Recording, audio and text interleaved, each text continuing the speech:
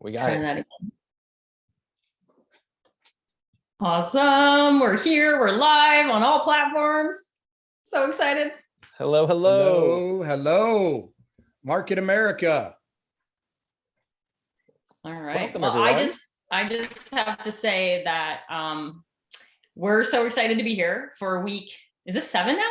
Week 7 of Master and Franchise Owner. And let us know where you're logging in from.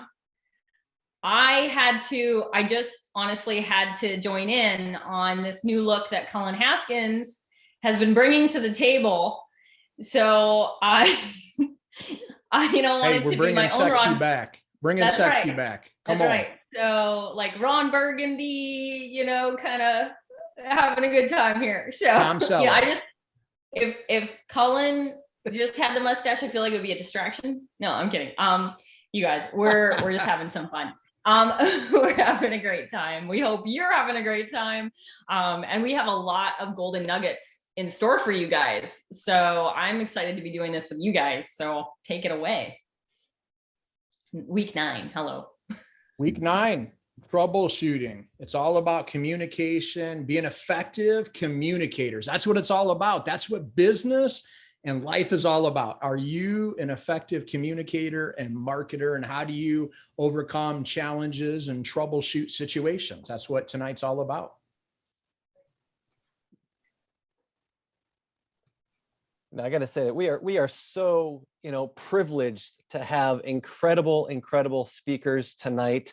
You've already heard from Melanie and Cullen joking around. I got my mustache on me as well. But let's go ahead and talk a little bit about who all these great people are. Obviously, I'm Jason Peland, Director of Web Centers. I am an unfranchised owner as well, Master Coordinator, Local Coordinator for the New Hampshire, Vermont, Maine area. Shout out to the Northeast in the snow right now.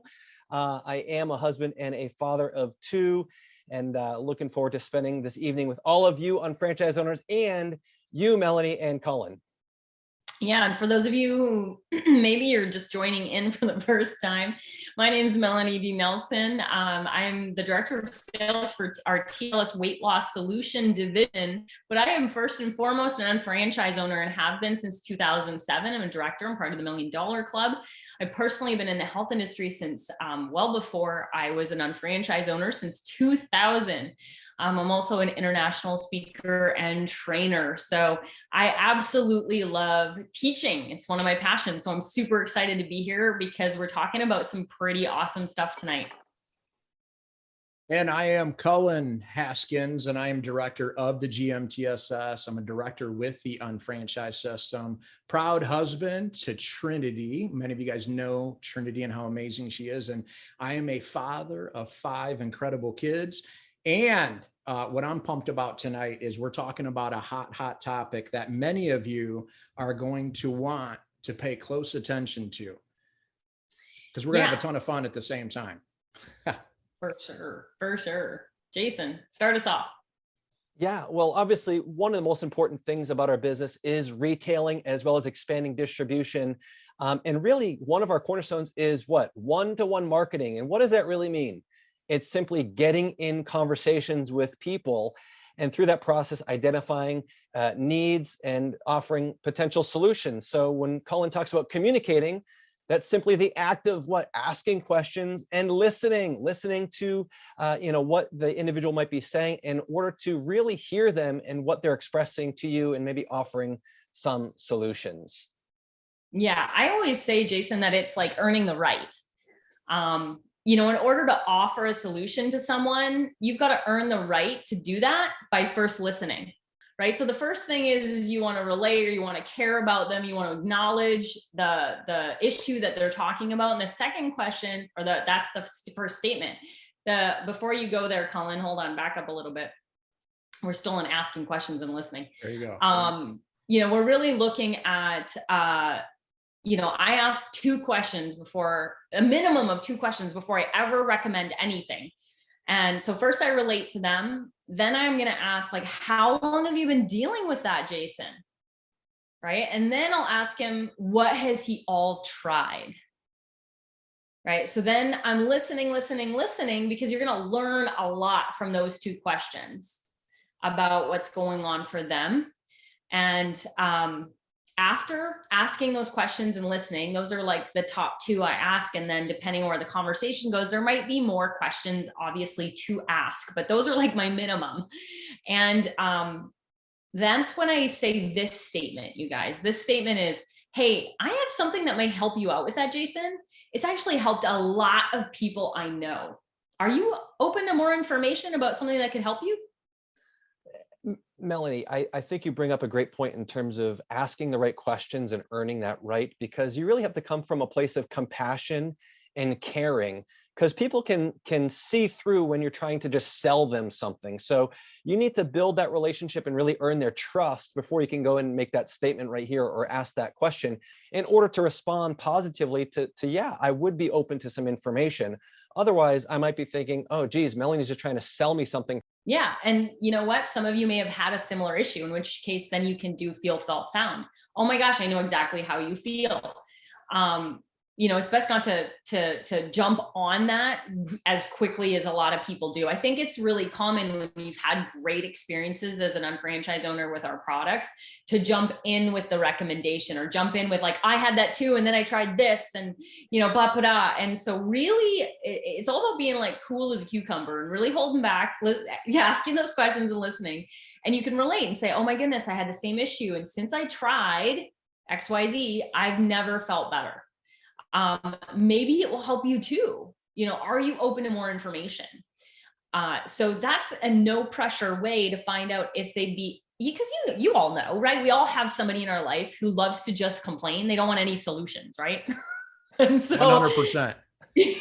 And so some people you can't help. And so you've also got to realize that there are those people out there who just want to complain and they're not looking for solutions. And it's not that you did anything wrong. We can move forward now, Cullen.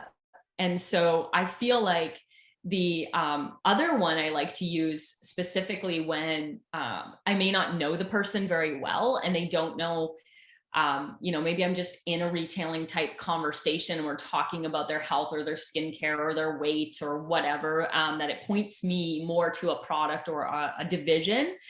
I love to use, I can show you where to get it online. At that moment of meeting someone new, they're next to you on the plane, this is when I've done some retailing, literally, because you have them like, right there, you're talking to them. And so they're not going anywhere. They can't. And so I find that you get into pretty deep conversations on planes. And instead of going into this whole thing about how it's my own business and it's my own website, I really don't feel like that information is pertinent in that moment. I feel like the most pertinent information is how could they get it the easiest way, right? And what's more normal than saying, I could show you where to get it online. Create that customer relationship, get them some great results. Then you can talk about how it's your business and how they might want to take a look at it. And it may or may not be for them. But in the beginning, when it's somebody you don't know, they don't need to know it's your business. They don't need to, they don't have to. I'm just saying it's something that has worked well for me. There's some other things that we can say after listening and asking questions, right? And earning the right. And one of them might be, you have a product, you happen to have a product event coming up, or guess what? You don't, but now you do. Right? So, right? Like suddenly, guess what? You've got somebody in great conversation. You're going to be booking a wellness, even though it's not on the calendar, it's going on the calendar. So, oh my goodness, Cullen, you wouldn't believe, I can't believe we're having this conversation, because guess what? We're having this fun, informational, educational event on exactly the thing that may help you with what you've been telling me about. Would you like to attend? Or, I'm happy to just meet with you one-on-one. So that can be kind of a fun way to get someone to a next step if you're in one of those conversations. And I think we have one more here. I may have something to help you with that. But this is where if you don't feel like you're an expert in a product line, or you don't feel qualified, maybe you're brand new, I love using this, even though I've been around for 15 years. But to get a personalized solution, would you take a moment to fill out our nutrophysical survey, our weight loss survey, our skincare survey, whatever the conversation is, these surveys are so helpful because it's not, you know, there's so many reasons. Gosh, I couldn't even go into them all. But it's like, gosh, you know, so many things come to mind that could potentially help you with that, Cullen. In fact, we have some surveys, a 3-minute survey that could point you in the right direction and make sure it's a personalized solution. Would you take a moment to fill it out? Absolutely. And I love the tools, you guys, because the tool, I mean, Trinity and I, we've always used the tool. We never have wanted to be the expert at any one thing, just know a little bit, enough to just seed it a little bit. But if I can leverage a tool to gather the information, these quizzes, you guys are amazing. They've all been revamped. You learn about them and then you direct traffic. That's right. Yep. So the Nutrophysical is on shop.com. The yourshop.com, and then the weight loss, the TLS weight loss and lifestyle survey is on yourtlsslim.com, and then the skincare survey is on yourmotivescosmetics.com. If you have not taken them, that would be homework number 1. You know, the other thing that comes across when you say that is sometimes you can leverage your team or your partners and say, you know what, I'd love to connect you with an associate, a colleague, a partner, or someone that may specialize in that area. So then it's a nice warm referral over to someone who might specialize, say, in skincare, that you can kind of line them up to have a great conversation. Totally. I love that. I love that. I know a guy or I have a girl. Yeah. I got a girl and she's like the bomb at da-da-da. Let me connect you. So there's going to be challenges. There's going to be obstacles. So that's a little bit about conversational retailing. I mean, we could spend a whole evening on that, you guys. But truth be told, it's as simple as asking questions, listening, and then offering a solution to see if they are open to solutions. It is that simple, you guys. And so it takes some practice, but we're going to move on to the troubleshooting because we really feel like, you know, as UFOs, when if you've never been an entrepreneur before, welcome to being an entrepreneur. And if you are and have been, then you know the road can be full of ups and downs and challenges and obstacles. So we just need to accept that as part of the journey. This is what, you know, we signed up for is you know, the road to better things, getting on the highway of good things to come, right, Cullen? Right. You know, it is going to be an interesting journey. And so don't expect it to be anything but that. Expectations are a powerful thing.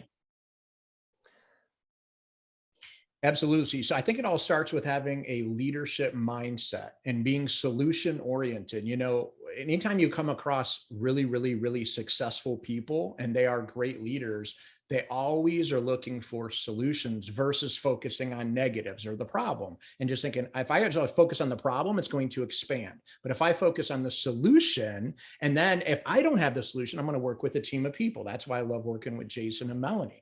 We're going to come up with a solution between the three of us, you guys. And that's the mindset that you have to have. Goal and future oriented, and definitely focus on the glass being half full and smiling a lot, nodding a lot, and just knowing that you're there to bless and serve people. That's what it's all about from a mindset perspective. Yeah, I think one of the things that a lot of times people get really upset or kind of fearful of objections or challenges or rejection or things like that. And that's all part of growing as an individual, as an entrepreneur. But yeah, mindset, attitude is critical. And really some of these objections are really just almost like we call them buying signals. They're curious. They want their questions answered. So it's just a way for you to help clarify what they're looking for.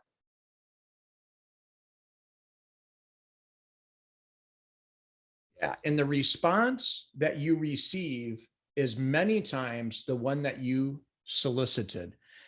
And when you really, some of you may get this one like boom, and some of you may get it on the way home later tonight. You know, you may wake up in a cold sweat in the middle of the night and say, "Oh, maybe I am the common denominator, and why I am receiving so many people asking me the same question over and over again, whether it's about the business, whether it's about a product or a service that we offer. But just think about that for a minute. The response that you receive is the one that you solicited based on the information that you shared or the way that you responded to a question that they may be asking you. So be very careful and recognizing that.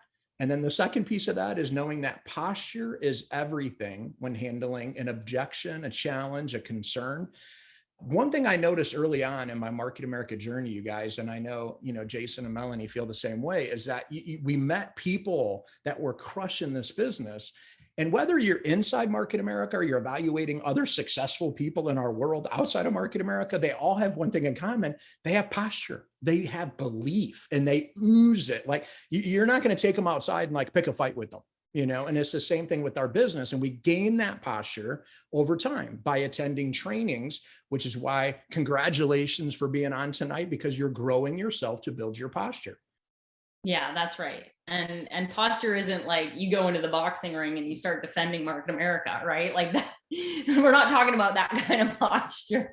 We're talking about that bulletproof confidence that that you don't just have the cookie, you've got the bakery. And a lot of times that posture in and of itself is going, once you really get that, and that comes really truly from attending our events and our trainings and really being in the business and attending our world conference and our international convention in person. I feel like that's where posture is really built in that thing. And that posture alone can actually prevent many of the obstacles and challenges that can come up when we're expanding distribution. Ken, you just said it perfectly. I am the answer, for sure. Exactly. I love it. It reminds me, one of my dear friends in the business, Steve Harris, talks about posture, and he says, you know what, you go into any conversation or a meeting and you say, you know what, I know that I know more about this subject than the person I'm about to talk to, right? I know that I know more about Market America and the unfranchised business than who I'm sitting down with. I know that I know more about isotonic delivery than the person I'm sitting down with. And that really is harnessing posture when it comes to the business. Mm-hmm. So Cullen, you mentioned it. Sometimes we can actually prevent the objections from coming up first in our posture, but also when we first represent ourselves or the company or products and meeting with a new individual or a customer or a business prospect is all about setting up expectations up front, being very clear with our language and our communication. And I think it comes down to truly, like Melanie said, asking questions, listening to the answer, and that leads us to what? Understanding the needs of the prospect or the customer. The better you know someone really allows you to understand what challenges may come up, right? What obstacles may face you. You can actually prevent those when you kind of do this assumptive thinking. If I assume and I'm thinking that Melanie is going to have a challenge with her time, I know she's so busy, then I know that I need to address time up front. If I'm thinking that Cullen has a background in other types of businesses, I might want to bring that up front so I can prevent those objections from coming up. And I'll tell you, the best way you can do that is by crafting your 2-minute commercial such that you can prevent the objections. Early on, I was a personal trainer and I had been approached by every type of company selling every type of product. So when I first get started in the business, my 2-minute commercial was very transparent. And I said, when I was evaluating Market America and the unfranchised, I was looking for a way to create a supplemental income alongside my personal training career, but I didn't have the time to really build the business. I was working from 5 in the morning until 10 at night. I didn't have a lot of business sense. I didn't really know too much about sales and marketing. And more importantly, I didn't want to go recruiting people, trying to build a business where I had to recruit my friends and family, where I was going to be seen as doing one of those things. So when I bring that up front in my 2-minute commercial, I've actually prevented a lot of those objections from coming up in the conversation, right? So you can do this assumptive thinking and really craft your conversation to prevent those objections from even coming up. And of course, the master, J.R. Reidinger, has outlined some of these things in a great business introduction and what we call the no decision close as a great way to prevent some of these objections from even taking place.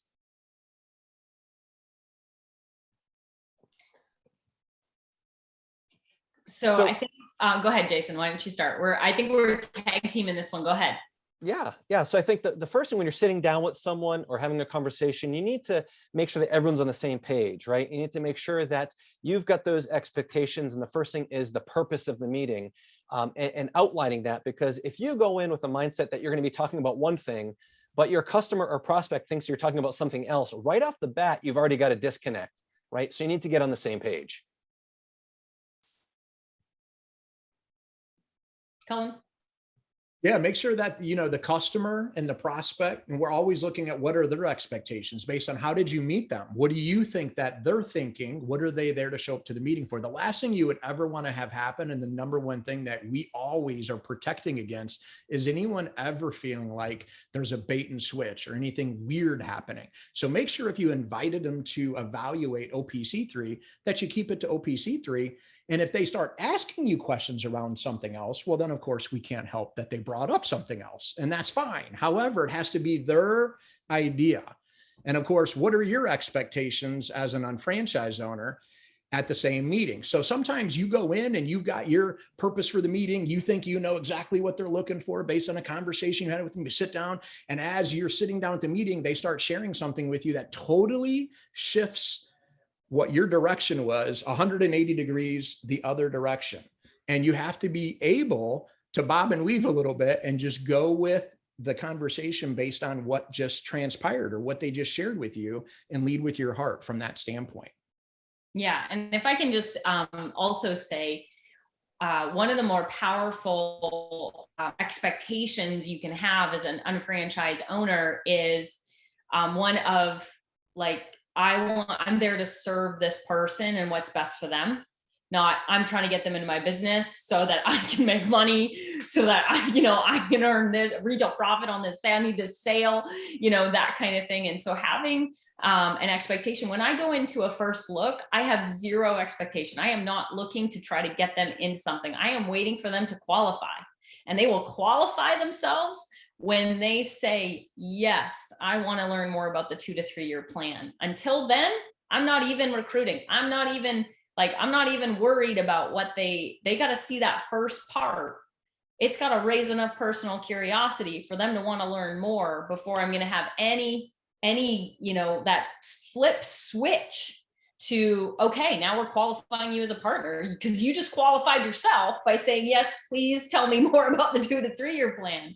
So I think that beautiful moment that happens to all UFOs that, stick to it, get through those initial rejections, where you are super wrapped around the axle, right? I mean, we all have to go through that when we're new or when we're building for the very first time, where what they think is important, and oh my gosh, how's this going to go? And what if they say no? And oh my God, what if they say yes? And like all this stuff is going on in your head.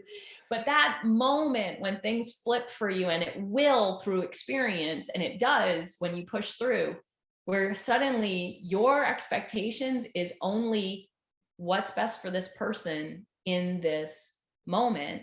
And they have to qualify, and you are not worried. You are not up in your head. You are not thinking about what they think and all the rest of it. Yeah, I love that. Get out of your head and into your heart, right? Everyone has that inner monologue going on. You have to remember that people don't care how much you know until they know how much you care. So you've got to be really heart-centered. You've got to care about other people. And if you sit down for a meeting and you realize that now might not be the time to conduct business, maybe there's something going on in their lives, you don't want to then just force the product or force the business conversation. You need to take a step back and say, what is in the best interest of this person I'm sitting across from? They might have had a loss of a loved one. Maybe they're going on a trip and they're frantically worried about packing. They might have had something happen in their day that has just kind of frazzled them a little bit. You've got to know enough to say, you know what? What's best in this instance is them. It's not me. It's got to be all about the person you're sitting across from, not yourself. And part of it is also identifying the time of the meeting. You might have scheduled 45 minutes for a meeting. and they're thinking 10 or 15 minutes. But if you don't clarify that up front, you're not going to have a very good meeting, right? You're going to be chasing them out the door saying, wait, I didn't get to the best part yet, right? So clearly up front, are you still okay for 20 minutes? Are you still okay for 45 minutes? Are you still okay? They'll tell you, no, I've only got 10 minutes.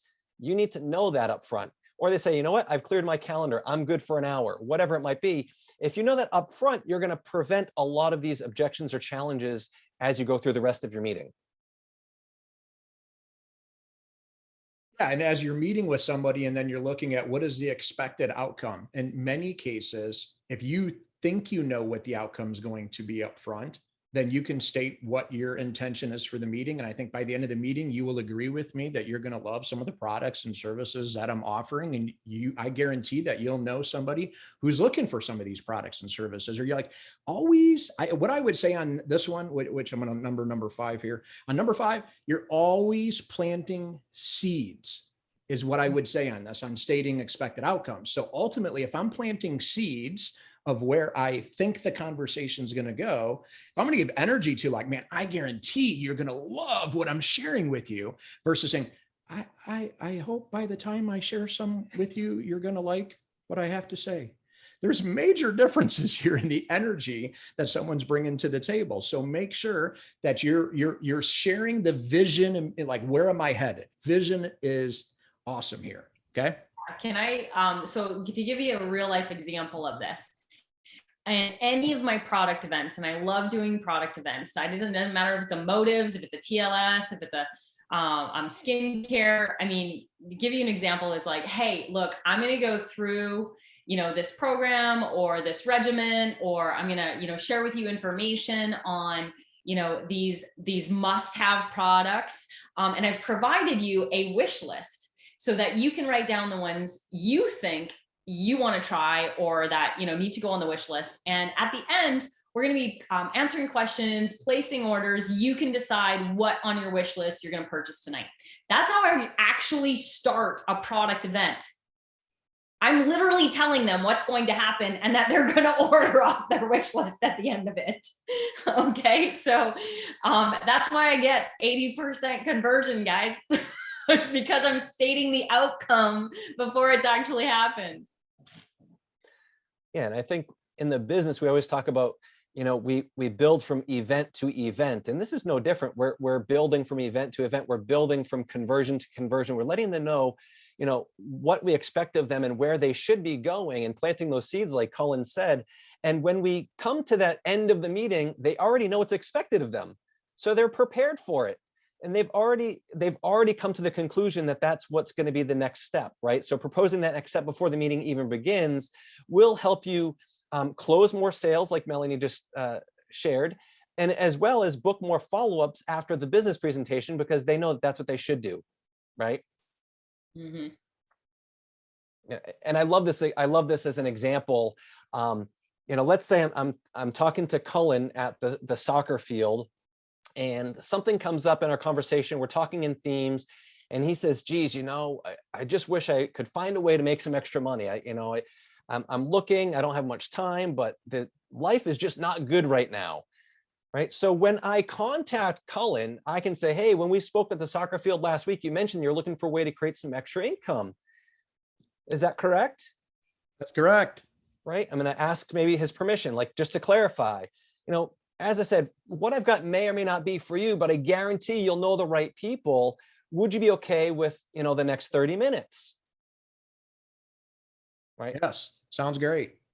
So I'm asking his permission. I'm getting that positive feedback, so we're on the same page.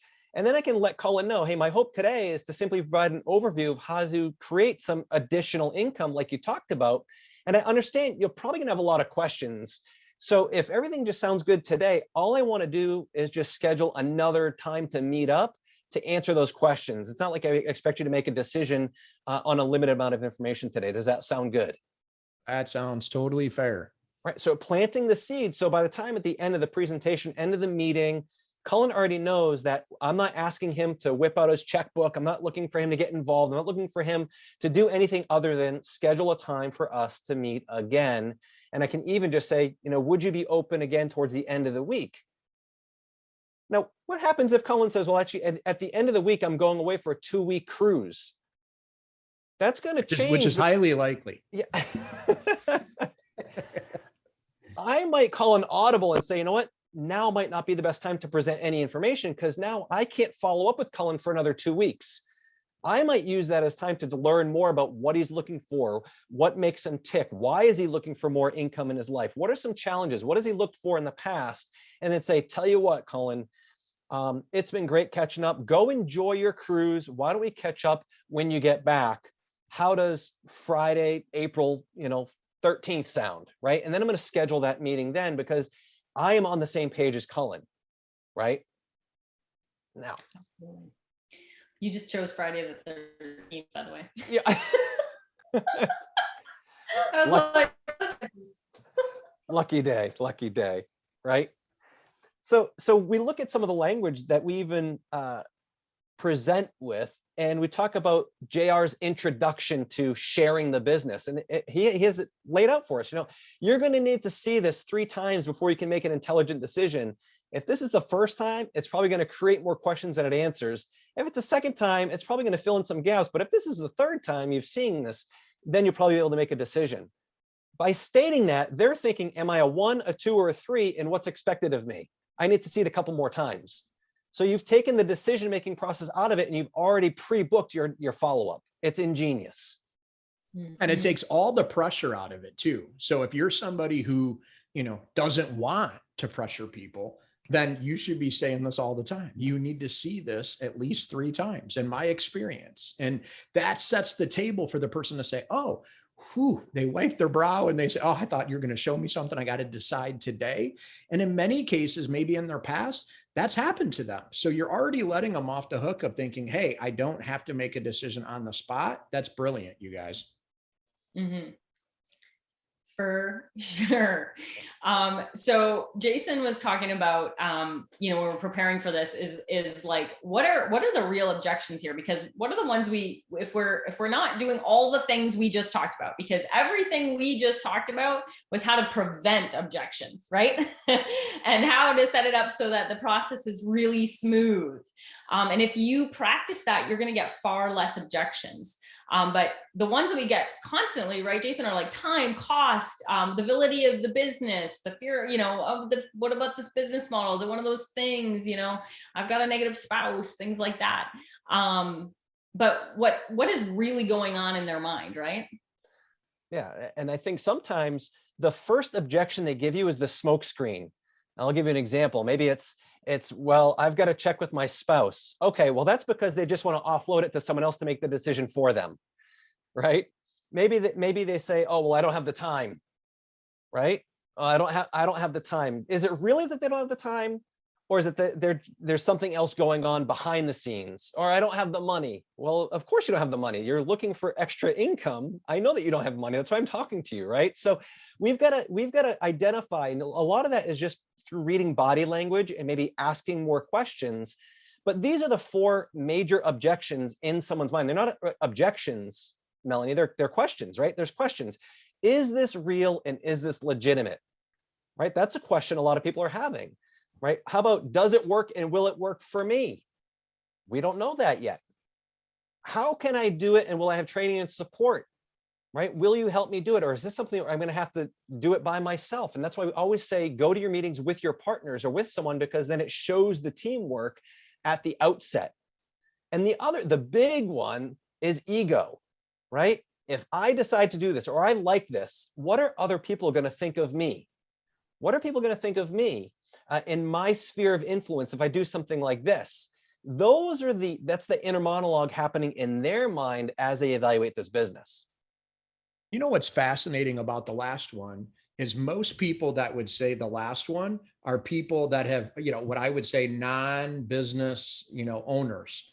Anybody who's ever owned and operated their own business already know they don't give a crap what anybody thinks about, it doesn't really matter. Is it legal, moral, ethical? Can I help people? Am I helping solve problems for people?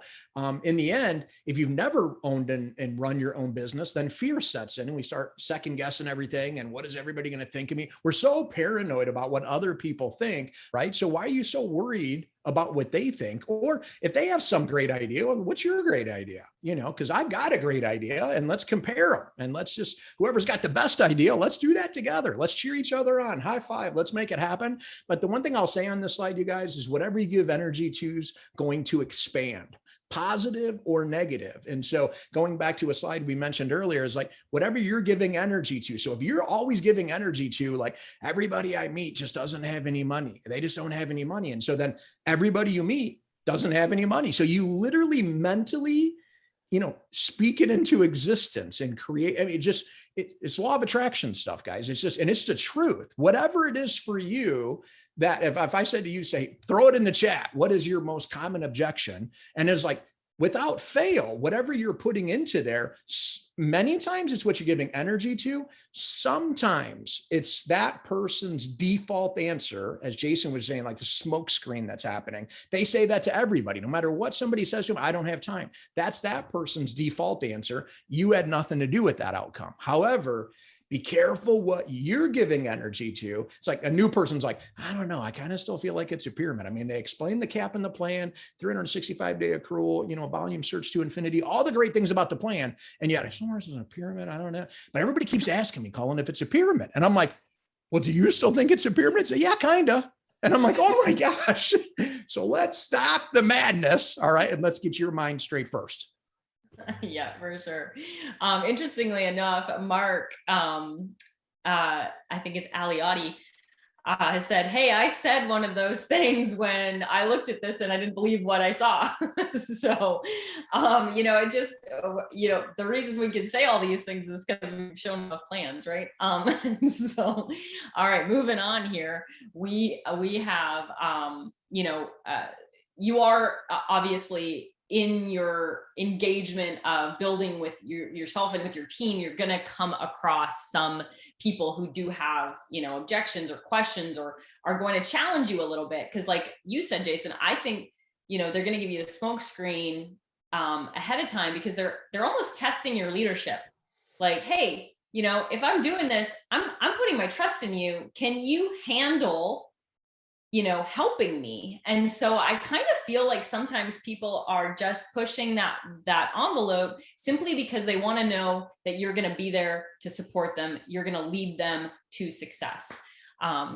So Great. I feel, yeah. So, you know, a lot of times when somebody says, you know, time or, you know, money, or, you know, if you felt the same way when you looked at it, or if you ever felt the same way when you were building your business, it's always good to go feel, felt, found, which is, hey, I know how you feel, Carmen. I felt the same way. And what I found was, or I thought the same thing too. And what I found was, you know, those kinds of things, and or the boomerang, right, Jason?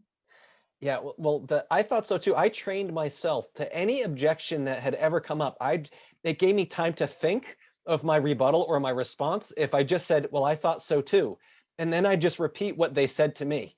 It gave me time to think, you know what, I thought so too.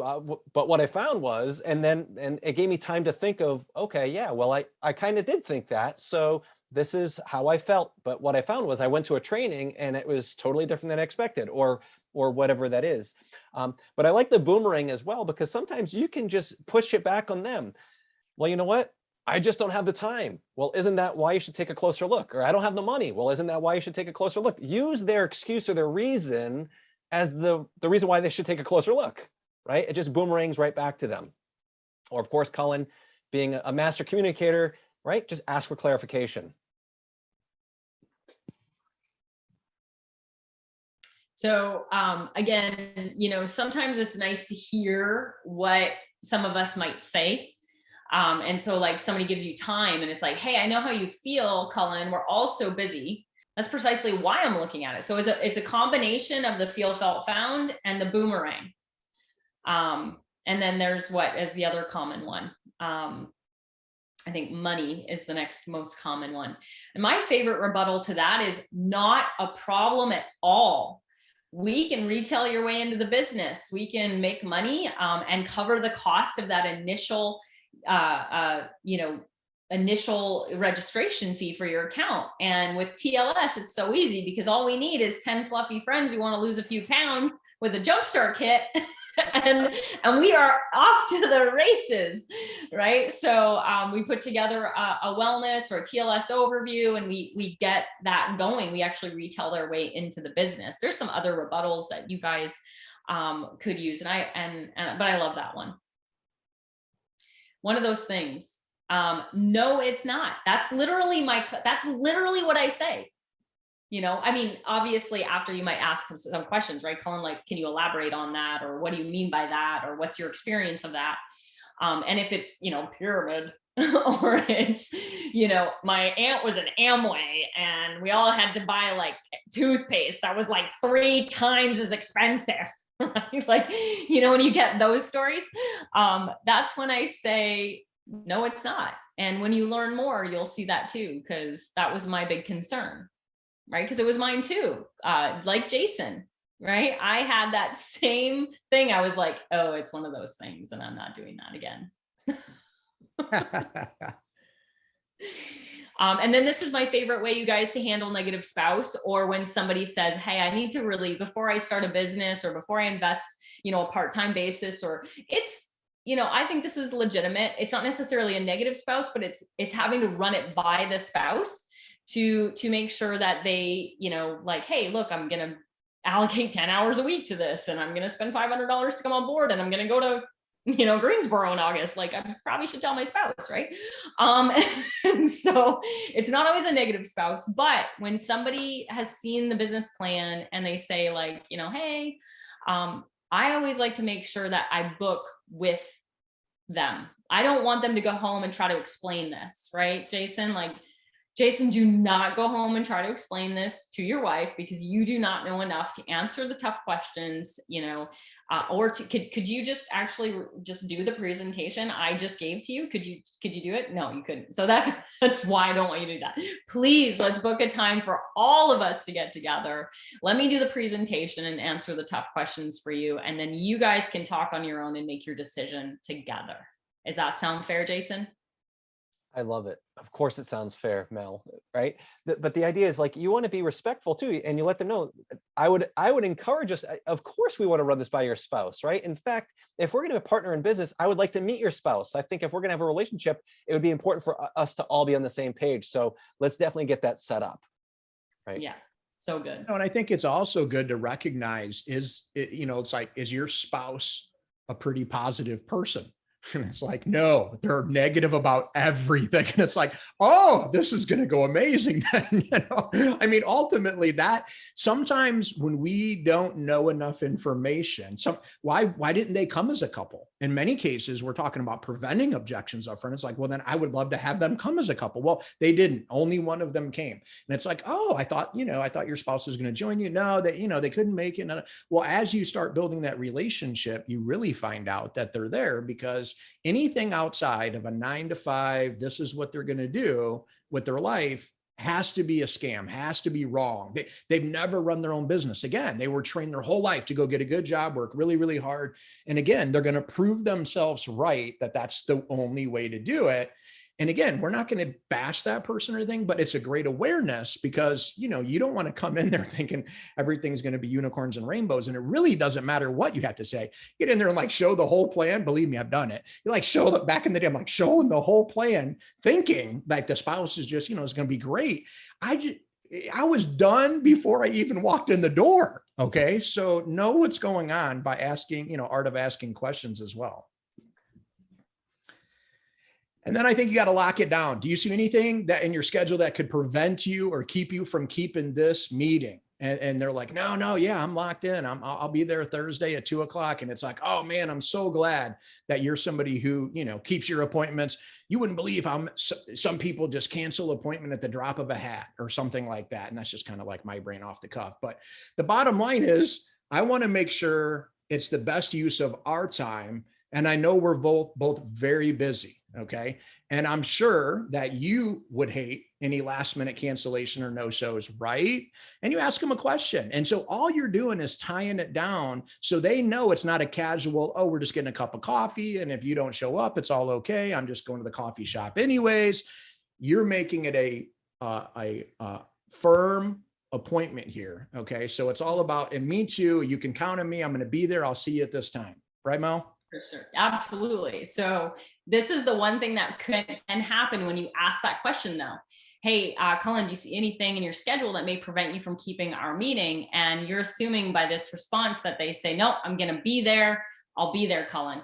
That's the response. But sometimes you're going to get, well, I have to check the kids' baseball schedule and the cat is having puppies and blah, blah, blah, blah, blah, right? And suddenly they're off to the races. So they're actually pre-warning you on all the reasons they're going to cancel the appointment. Yeah, that's a guaranteed no-show. That's a guaranteed no-show. So you guys, listen, this is what you say. Oh my God, I'm so glad you mentioned all of that. It sounds like this is not a good time for us to be meeting. Should we, book a different time?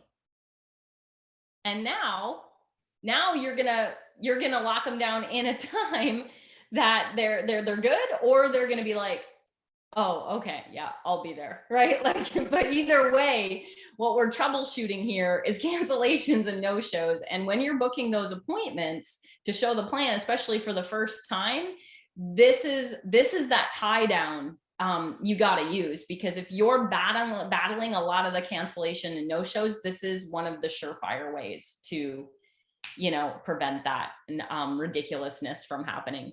The other way is effective confirmations. Okay, so things like looking forward to seeing you tomorrow at such and such coffee shop, or hey, can you be a few minutes early, Jason, and bring a bag of ice because we're having a wellness and I want to make sure Jason's going to be there, and I know he's like helpful Harry, so if I give him something to do, he's gonna do it, right? He'll be like, absolutely, Melanie, I'm here for you. Right? Because that's Jason. That's who Jason is. I'm so thrilled for the event tonight. We will start on time, so please be a few minutes early, Trinity Haskins, because I know that my friend Trinity Haskins is always freaking late. I love her to pieces, but seriously, you got to use leadership language. What's the next one, Cullen? Tonight is going to be awesome. I'm so glad you RSVP'd. See you at such and such. Make them want to be there. Don't use this. Okay, this is what not to use. I hope you can make it, right? Or let me know, Cullen, if something comes up, right? Or Jason, are you still able to come? Or my least favorite, my totally pet peeve, is guilt tripping your friends and family. That is not what a professional entrepreneur does. Do not ever guilt trip your friends and family to coming to see the plan or to an event. You are not engaged in proper business practices. Can you tell this is my pet peeve? So this is what we don't do, because what it does, you guys, right, is it opens the back door. They don't know why it's important they're going to be there at a product event or UBP. They just see the back door that you opened for them, and they are going to run and take it and say, you know what, actually something did come up, and they're out, and that's on you. That's on you. Yeah, absolutely. You give someone an opportunity to get out of it, and they will, because they're unsure what's going to happen. It's kind of like the fear of the unknown. They don't know what's expected of them, so they're going to cancel, right? If you give them the chance. Almost 100% of the time, right? We teach people how to treat us. And if you do this initially, it's going to happen every single time, and you're devaluing yourself. So, hold yourself with some professionalism and some posture, and people will take that away and realize that this is serious to you, and they'll treat you as such. And I think that's an important thing when we talk about avoiding cancellations and no-shows and confirming appointments. You want people to want to show up. Right? You want them to want to show up for their reason, and you need to just help them get there. Right? So ultimately, it's all about that commitment to you, your why, the reason why you're involved, and the process. Right? It all comes back to how we started tonight with Cullen sharing how it's all about mindset. right? And what you put in motion carries in motion, and what you put out there, you will return back to you. So you got to have that commitment to yourself and your business, and work through some of these things together. Yeah, and as we close this out, you guys, want to do a couple of shout outs. So Jamila Griswell and Priscilla Price, congratulations to both of you guys for always following up consistently and turning in your weekly accountability reports and making things happen. Susan Mitchell and her team have been busy watching the World Conference 2022 replays. By the way, that it got extended today. So what a treat for everybody to go back and watch them. And make sure you go back and watch them, especially a lot of the breakout sessions. If you're missing the breakouts, those are phenomenal as well. Yeah, and honestly, the Cullen and Brandy segments, I mean, if you want to like review in a Cliff Notes, like highlight kind of way, watch all of Cullen and Brandy's segments because they're so good. I love that Mark Ashley extended for us the replay for a week, you guys. So if you missed a segment, if you want to kind of do a refresh and review, that's in this swap card app, James. Like if you go to the same essentially swap card link, is it not, Cullen? Yeah, it is. I believe so. Yeah. And it's connected to your ticket. So it's the same way that you access the event. When you're on the swap card platform, you'll be able to access all the recordings. They're all there. Yeah, very easy. There's just a button that says watch the replays, right? You log on and right there in front, it says watch replays. Click it and you can go to whatever session you're looking for, right? All right, well, I know one of the most important things is staying on task and on track to master UFO. We want to hear your success on a weekly basis, so make sure that you email masterufo@marketingamerica.com. And our homework assignment for the week is to kind of practice some of the things that we talked about tonight. The team coring, schedule a call, schedule a Zoom, identify and share your top questions or objections with each other that you're receiving, and then practice overcoming them together. But most importantly, shift your mindset and energy around them. I think, like Cullen said, sometimes the objection that we fear the most is what we're giving energy to, is the one that we're receiving. So shift your mindset to the point where, you know, I love getting that objection. I love getting the pyramid objection. I love getting the MLM objection now, because I've really created some posture around it where, you know, I used to get it a lot early on as a new franchise owner. So really find your power through the objections and work together as a team. And as always, report your weekly results. You guys are doing a great job. We've got 2 more weeks left. You want to give us a quick sneak peek, Melanie, what to expect? 3 more. Yeah, 3 more weeks coming up. Next week is week 10, leading for product and organizational growth. So definitely keep going. You've made it this far. Don't stop now. You know, watch all the weeks coming up for Master and Franchise Owner, which is going to lead us right into the 53 challenge. So make sure that you're getting your teams together for that. We're so excited, you guys. Hey, Jason, Cullen, and I had a blast working on this together. We had a blast delivering it with you guys. We just want to say you guys are amazing. Thanks for being here with us tonight. Thank you for your time.